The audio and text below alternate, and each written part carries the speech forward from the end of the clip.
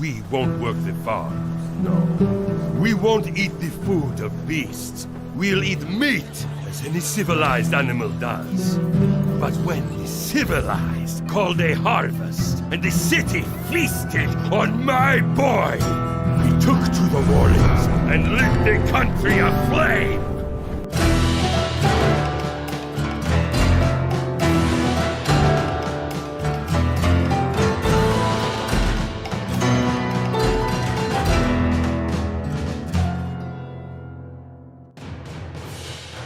My name is Red, pardon the fan, and today we're talking about one of my favorite games, Tooth and Tail. If you're not already aware of what Tooth and Tail is, it is a video game, and a very good one at that. You play as Remy and co from Ratatouille, except instead of cooking soup, you cook your fallen brethren. I highly recommend playing this game for yourself, because it has a great story mode, and is also super fun. Anyway, I'm not going to be spending time further detailing the game's premise in this video. Instead, I'm going to assume anyone still watching past this point knows what happened in the game, and I'll warn you that there are major spoilers for all of Tooth and Tail's story ahead. With that out of the way, let's get to the meat of the video.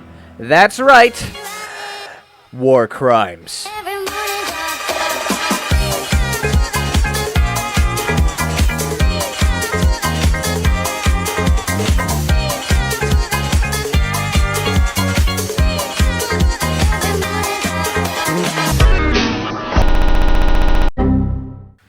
There are many merits and qualities to debate about the four commanders you can play as during this game, such as who was the most morally in the right, or who was dealt the worst hand in life or something, but I'm sure you already know my question. Which one of them did the biggest oopsie? Since this game takes place in Vjeshelingje and not Earth, I need to set a few ground rules. Number 1, this list may not be fully accurate. There is no one single document that codifies all war crimes, or at least not one that I could find, so the main document I'll be referencing for this video is Article 8 of the Rome Statute of the International Criminal Court, because it is the easiest for my small brain to comprehend.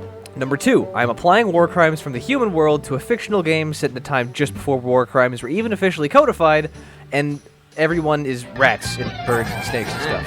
But it was the only way I could think to answer this question. And number 3, even though you can control all units in the game as any commander in the quick play mode, I will be taking into account which commanders and factions the units were loyal to in the story. Get it? Got it? Good. Let's condemn. Whoo! Apparently these guys confused criminal charges with to-do list because the number of violations I'm counting off the bat is higher than the number of spiders I've eaten today. Let's start by listing off all the crimes that all four parties share, otherwise known as the warm-up round. We've got willful killing, torture or inhuman treatment, willfully causing great suffering or serious injury to body or health, willfully depriving a prisoner of war or other protected person of the rights of a fair and regular trial, the passing of sentences and the carrying out of executions without previous judgment pronounced by a regularly constituted court, affording all judicial guarantees which are generally recognized as indispensable. And that sums it up. That's a good 5 right there. 5's not bad, guys, but I know you can all do better. It's time to tally up everything and see where you stand.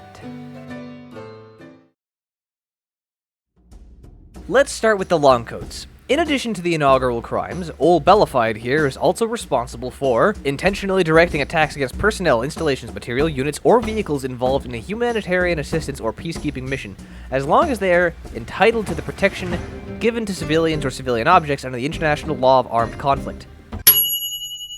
In the game, he earns this via his troops attacking medics. I don't feel like reading this whole thing out the next couple times it shows up, so I'm shortening it to that in the future. Declaring that no quarter will be given. Declaring abolished, suspended, or inadmissible in a court of law the rights and actions of a hostile party. And lastly, committing outrages upon personal dignity, in particular humiliating and degrading treatment.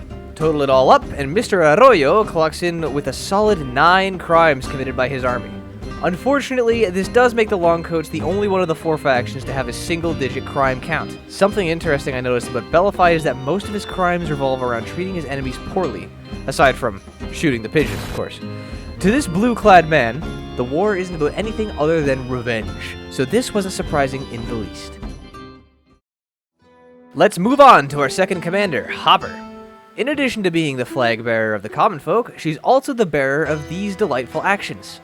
Unlawful deportation or transfer or unlawful confinement, attacking medics, declaring that no quarter will be given, declaring abolished, suspended, or inadmissible in a court of law the rights and actions of the hostile party, and once again committing outrages upon personal dignity, in particular humiliating and degrading treatment. Ooh, 10. Much like Bellified, Hopper doesn't seem to have the slightest shred of respect for her enemies, though for different reasons. Rather than passionate hate, like Bellified, Hopper seems to simply not care what happens to the opposing factions, so long as the common folk finally get dealt a better hand in life. Continuing down the timeline, we play as the quartermaster of the KSR, head of the Tsarina's secret police, bless her, though she remained neutral to the war at first, trying only to maintain order after Tsarina's assassination. The quartermaster was eventually coaxed into the fight by the civilized. Let's see what the KSR got up to after she joined the fray. Extensive destruction and appropriation of property, not justified by military necessity and carried out unlawfully or wantonly. Little context for this one, bombing everyone and everything. Compelling a prisoner of war or other protected person to serve in the forces of a hostile power. Unlawful deportation or transfer or unlawful confinement. Intentionally directing attacks against the civilian population as such or against individual civilians not taking direct part in hostilities. Bombing.